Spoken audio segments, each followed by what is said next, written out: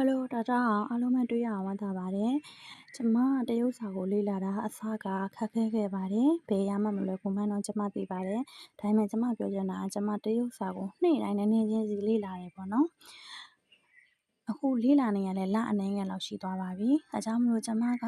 လေ့လာခဲ့ပြီးတော့ကျမသင်ခဲ့ရတဲ့ handset လေးတွေကိုကျမကဒီ YouTube လေးမှာ sharing လေးတွေလုပ်ပေးတာပါ။အဲ့တော့ဒီနေ့လည်းသုံးလုံးလေးကို sharing လေးလုပ်ပေးပါမယ်။တဲ့အားတာတဲ့ရီအန်တရန့်ဟဲဝူအားဝတာတရန့်ဝတာတရန့်ဝတာတရန့်ဝဖုန်းခေါ်သည်吃一吃for an 饭吃饭吃饭吃饭ရှာလိုက်တန်ပါမယ်နော်ထမင်းစားသည်ဒါလည်းရှာလိုက်တန်ပါမယ်十五 A 睡鸡一熬觉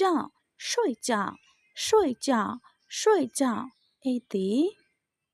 ကျမနဲ့အတူတူလေးလာဖို့အတွက်ကျမ channel လေးကို follow လုပ်ထားဖို့အတွက်ဖိတ်ခေါ်ပါတယ်小小的明天再见